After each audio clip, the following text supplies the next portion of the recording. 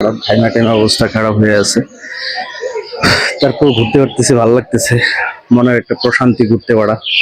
তাও আবার জমিদার বাড়ি। আসলে জমিদার বাড়ি শুনলেই আমার একটা দুর্বলতা কাজ করে, মনে চায় যে ঘুরে দেখি, কারণ জমিদারদের নিদর্শনগুলো দেখতে আমার খুব ভালো লাগে। সেই উপলক্ষে বিভিন্ন জমিদার বাড়িতে আমার যাইতে ইচ্ছা করে। তো সময় সুযোগও অনেক জমিদার বাড়িতে যাইতে পারি না, তারপরও ইচ্ছা আছে সারা বাংলাদেশের জমিদার বাড়িগুলো ঘুরে ঘুরে দেখার, তাদের নিদর্শনগুলা দেখার জন্য। সেখান থেকে কিছু জানার চেষ্টা করি, তাদের ইতিহাস ঐতিহ্য, যে কিভাবে তৈরি করা হয়েছে, নামকরণ করা হয়েছে, কোন রাজা ছিল, তাদের বিস্তারিত জানার আগ্রহ আর কি। আগ্রহ থেকে ঘুরতে আসা।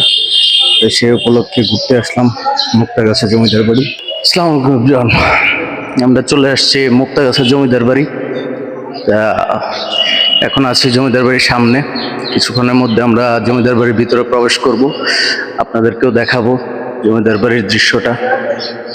এটা পাশে একটা মন্দির, অনেক পুরাতন, সেই জমিদার আমলেই করা। শ্রী শ্রী রাজা রাজেশ্বরী মন্দির।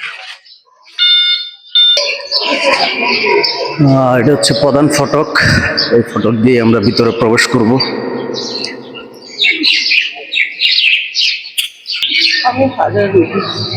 আমরা যাই ভিতরে।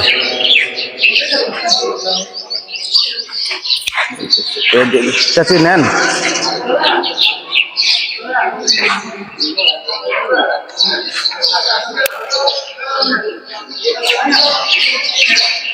আমারও রাও। এই হচ্ছে মুক্তাগাছা জমিদার বাড়ি, ময়মনসিংহ। ময়মনসিংহ জেলাধীন মুক্তাগাছা উপজেলা সদরে মুক্তাগাছা জমিদার বাড়িটি অবস্থিত। সুবিশাল জমিদার বাড়ির প্রধান প্রবেশ, তোরণের পশ্চিম দিকে আটখানি প্রদেশে অবস্থান। ময়মনসিংহ জমিদার বাড়ি প্রতিষ্ঠাতা শ্রী শ্রীকান্ত আচার্য চৌধুরী 1727 সালে তৈরি করা হয় আর কি। তো ঠিক আছে, আমরা এখন ভিতরে প্রবেশ করি।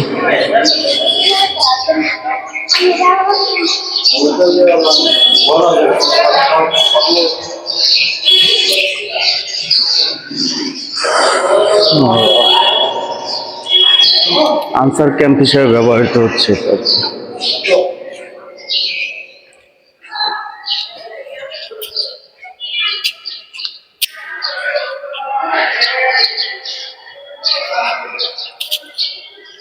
খুবই সুন্দর প্রাচীন নিদর্শন।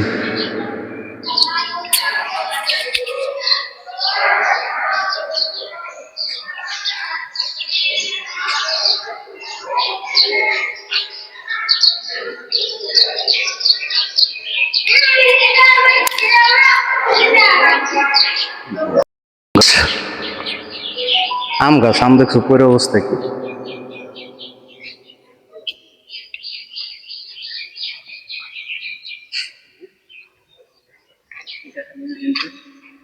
জিন থাকতেও পারে,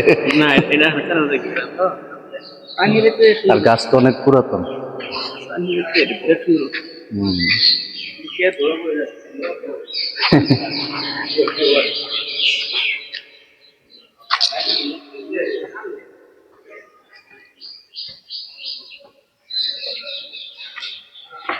পিলার গুলো ভেঙে যেতেছে।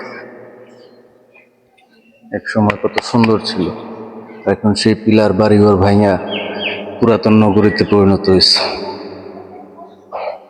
তারপর পুরাতন নিদর্শন দেখতে ভাল লাগে, যে আগের জমিদাররা কিরকম রুচিশীল ছিল, তাদের রুচি, তাদের বৈচিত্র্য, জীবনযাত্রা কতই না সুন্দর ছিল।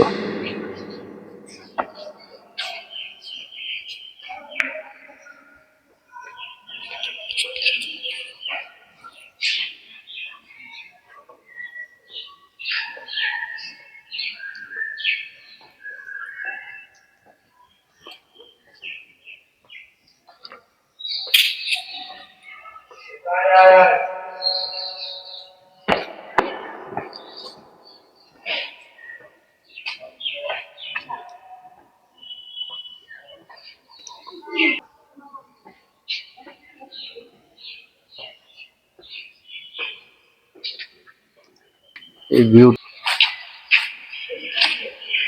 কত সুন্দর, কিন্তু ভাঙিয়া চুরা অবস্থা খারাপ, কিন্তু একসময় হয়তো অনেক সুন্দর ছিল। দোতলা বাড়ি, কিন্তু এখন নিচতলায় আছে, উপরতলা আর নাই, সবকিছু ভেঙে পড়ে যাচ্ছে।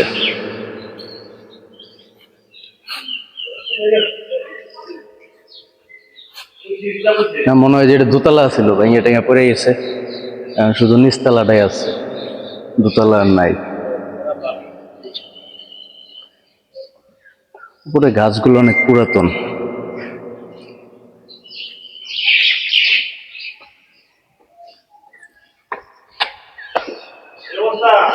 ও,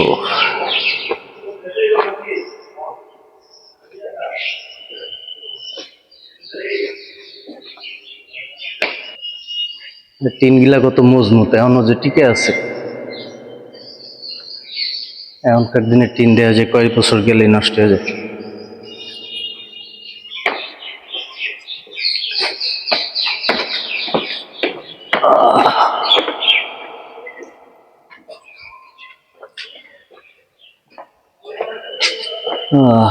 ছোট ছোট ঘর,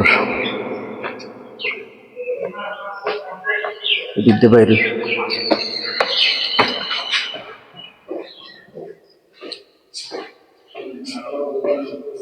কারুকাজগুলো অনেক সুন্দর। এই পাশে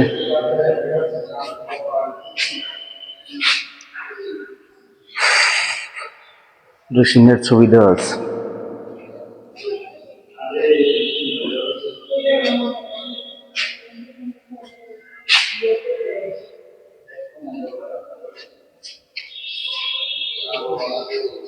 যে উপরে দুটো সিংহের ছবি।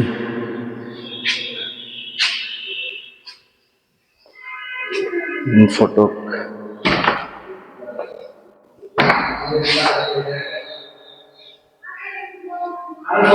এখনো টিকে আছে দরজাগুলো, এতগুলো পরে পুরো নতুন করে আবার লাগানো হয়েছে।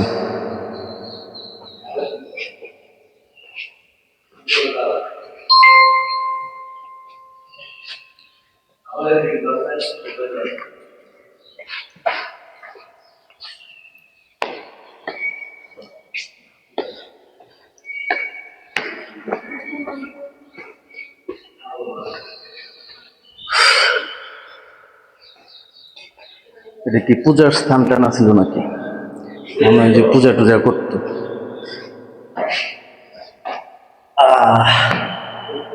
বিশ্রাম নেই, ঠান্ডা জায়গা।